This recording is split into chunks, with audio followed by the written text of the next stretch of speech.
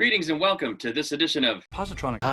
I'm Barry P. Cook, and I'm here to talk about the latest episode of Batwoman called I'll Give You a Clue.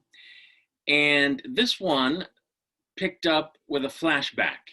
So it didn't immediately pick up where we left off last week. It started with a flashback to a time 5 years ago when apparently Sophia was brand new with the Crows and pretended to have beaten comic villain Clue Master at whatever game he was playing just before that, leading to his being locked up when in reality it was his own daughter that gave him away because she didn't believe in what he was doing. The cool thing about this, of course, is that this is another classic Bat villain from the comics, which is what this show should be doing, and which they didn't really do in season 1, so I was glad to see that. From there, we flash back to the present, where Batwoman is fighting some criminals and basically runs down a gauntlet to get from point A to point B with all these criminals coming at her. And it was a pretty cool fight scene. She's, kicking them, hitting them with, like a stick, a martial arts kind of stick that she has. It was really cool. It was a good scene.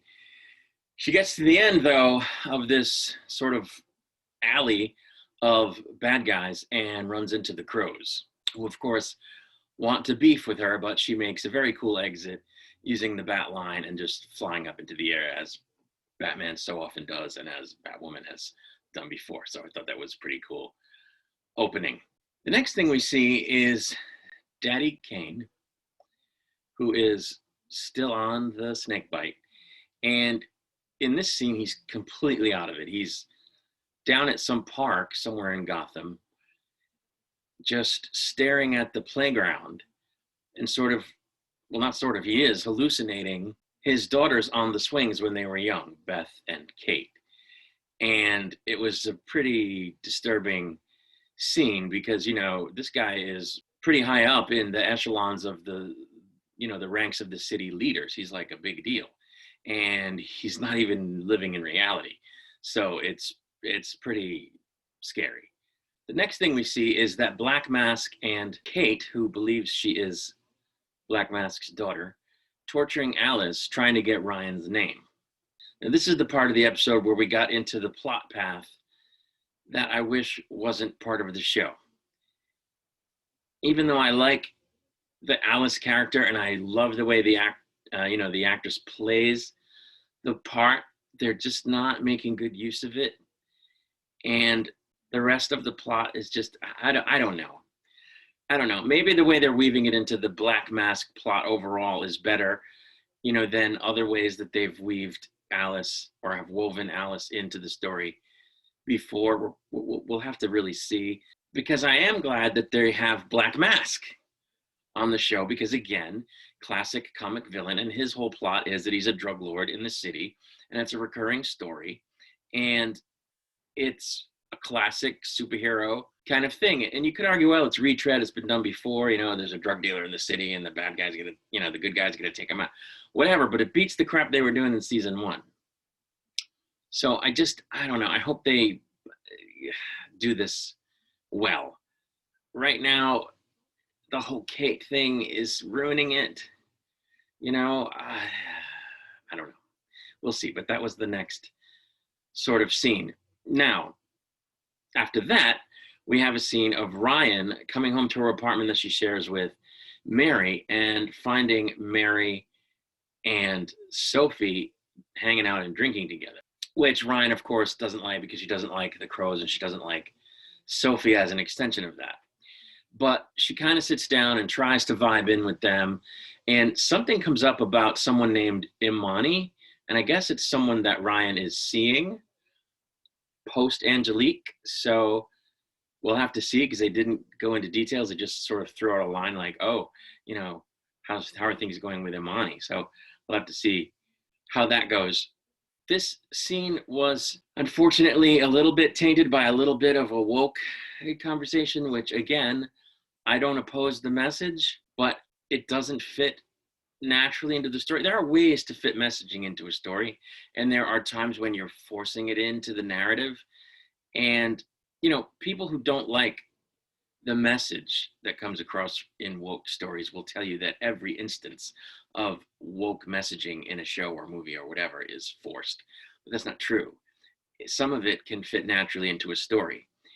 It's when they force it that it's not great. And again, I don't care so much as long as it's not overblown, but it's gonna get the show, criticized, and the show doesn't need that. So I wish they would stop doing it in these forced ways that are gonna get it criticized and talked against. At this point, Sophia is still playing dumb about, oh, I wonder who Batwoman is, but she's kind of hinting that she kind of knows, or hinting at, she throws out some hints that she has some ideas as to who Batwoman is, that she's not completely in the dark, which I thought was interesting. But as the night goes on, the ladies discover a clue from the clue master about a poisoning. Someone has been kidnapped and poisoned, and they have to find her. So they go out looking for this person, following the clue, and they find a girl in a box. A girl standing up in a person-sized, transparent, I guess, plastic or whatever box. And it turns out to be the clue master's daughter. So there's obviously some shenanigans going on. He's obviously not happy with his daughter. Did he figure out what happened in the past? Did he think she was going to betray him in the present? What, we don't know exactly, but yeah, he's got her in a box, and it's apparently hermetically sealed, and it's about to be filled with a poison gas. So the ladies have to try to figure out how to get her out. And the solution involves solving a puzzle, and then, in order to free a gun that I guess neither of them had brought with them, that's somehow locked until the puzzle is solved. And then they can shoot, I guess, a target, I forget what it was, or something, and open the trap so that the woman can get out. So there's a conversation between the three of them about, well, how do we solve this puzzle? Because there were pictures of animals on it, and apparently the clue master wanted them to put the cubes with the pictures of animals on them in the order of the food chain. So Sophie wasn't really seeing that, but Ryan saw it. So Ryan solved the puzzle. And then there was a conversation about who's going to actually do the shooting, and, about the fact that they'd all been drinking. And Sophie ultimately says, look, I'm a military marksman, so do you want me to do this, or do you want to take a shot at it? And they let Sophie do it, and she shoots and releases the hostage. So I thought that was cool because it allowed each of the characters there to show their strengths, and it shows them working together, and it hints at maybe Sophie is going to move away from the Crows more and more and wind up joining Team Batwoman. Maybe not. Kind of seems like it to me. We'll have to, wait and find out, obviously, but I would like that. I think that's a better use of that character than just having her on the Crows and having her be sort of a foil. But they might not go that way because they want Team Batwoman to always have a contact with the Crows, although there isn't anything saying that Sophie couldn't maintain some of her contacts if she did leave. Anyway, that was a thought that occurred to me. Now that they've rescued the daughter, though, she tells them, some stuff's going to go down. He's going to do something. And apparently there's this cryptogram that they've received. So Luke and the daughter realize that they're both kind of really smart, nerdy, geeky people, and that they should work on the cipher together. And it was funny because the conversation that was had between them leading up to that point was basically a lot of nerd speak. And I think it was Ryan who said something like, if you guys are done nerd flirting, can we get on with solving the cryptogram? So that was pretty funny. So I guess after they figured out the cryptogram, they realized they had to go to yet another location to stop Clue Master. And when they get there, they accidentally, two of them anyway, accidentally stand on a pressure plate that will make a bomb go off if they step off of it. And I thought this was a classic villain trap, a classic comic book villain trap. So I thought that was very cool. During this, there's a video that they're watching where the Clue Master is basically showing off and taunting them and, trying to scare them and stuff and bust their chops about the fact that they're trapped.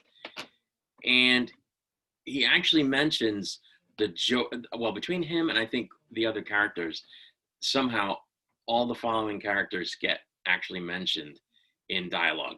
Joker, Riddler, Ivy, Penguin, Freeze, and Captain Cold, which is interesting because while he is, of course, a DC Comics villain, he's not a Bat villain. He's a Flash villain. And of course, both shows are interconnected. So it was pretty cool that they mentioned Captain Cold, I thought. Anyway, back to Luke and the daughter doing whatever it is they're doing. I guess they're still working on the cipher, which I guess didn't lead to, I don't know, the cipher's a separate thing. Anyway, they're still working on it. And she all of a sudden up and clocks him and knocks him out for some reason. And it's like Luke down. And she takes off. We go back to the girls trying to deal with the pressure plate bomb thing. And Sophie says, well, you know what we should do? We should call Batwoman. We're not going to get out of this. Otherwise, we need to call Batwoman. Knowing full well that that Ryan is Batwoman. She's trying to get Ryan to admit it to her, which I think is why she was making hints earlier in the episode and why she hinted that she knew in the previous episode. She wants Ryan to admit it to her. She wants Ryan to trust her. And Ryan doesn't tell her. So she eventually says, I know you're Batwoman, and here's how I know. And why don't you trust me? It's too bad you don't trust me. Maybe you can trust me. And Ryan ultimately says, okay, yes, I trust you. Here's what you have to do. Go to, Wayne Tower. Here's how you get into the Batcave and get, XYZ tool from this particular spot and come back. So right after this, after she leaves, Mary kind of calls Ryan on the fact that she didn't trust Sophie. And I thought that was interesting because Mary does trust Sophie, but her dad is a Crow and has long been. So I don't know, she's kind of biased, it seems to me, but she gives Ryan a hard time and Ryan kind of says, yeah, okay, whatever. Finally, though, Clue Master shows himself and he's in costume, which is awesome because he did have, of course, a costume in the comic books. And what he's wearing is pretty similar to it, if you look at the graphic there. And his daughter spills her beans now and says, it wasn't Sophie that discovered you, I ratted you out. And he tries to gas himself and her, but Luke comes to the rescue. Clue Master almost dies, but just almost. And Luke does eventually get a kiss, which is cool, from the Clue Master's daughter. Meanwhile, back to the girls, Sophie shows up with seconds left with Batwoman's Batline gun thing. And just as the bomb is about to go off, because there was a timer on it as well, so it was pressure plate and a timer, Batwoman grabs a hold of Mary, shoots the Batline, and flies off of the pad and manages to get just far enough away when the explosion goes off, with them no longer on the plate, that they escape being harmed. It was a pretty cool escape, actually. We go back to Daddy Kane at this point, and it turns out that he's given himself too much snake bite, and he's in medical distress. So, yeah, that's not good. Back with Black Mask, new Kate gets a new face because Alice basically said to them, she doesn't have to wear that mask anymore. I can put her proper face back on her. It's what I do. I do faces. So she's working on that, and Black Mask kind of leaves the room and leaves her with Cersei, which I guess is his daughter's name. She says, I know you're not Cersei because Cersei did die in Arkham Heights. It wasn't just a false alarm. I stepped over her corpse. I was there. I know that you're not her. So whoever you are, here's your new face. At which point she takes off the mask that Kate Cersei is wearing and puts the face on, but immediately realizes that it's Kate because she recognizes the eyes. And that's where they kind of end the scene, where she realizes that it's Kate and that Kate is still alive, which is kind of silly, but kind of makes sense at the same time. So I don't know. Anyway, that's where they leave that.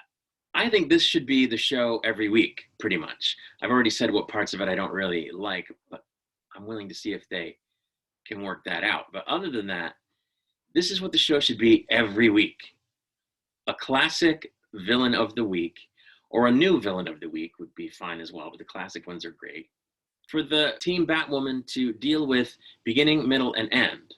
And if at the same time there's an overarching plot, like the Black Mask snakebite plot, that's fine. I don't think they need the Kate Alice thing still, although I like Alice. I'd like to see them move her into something else and stop doing this thing with Kate.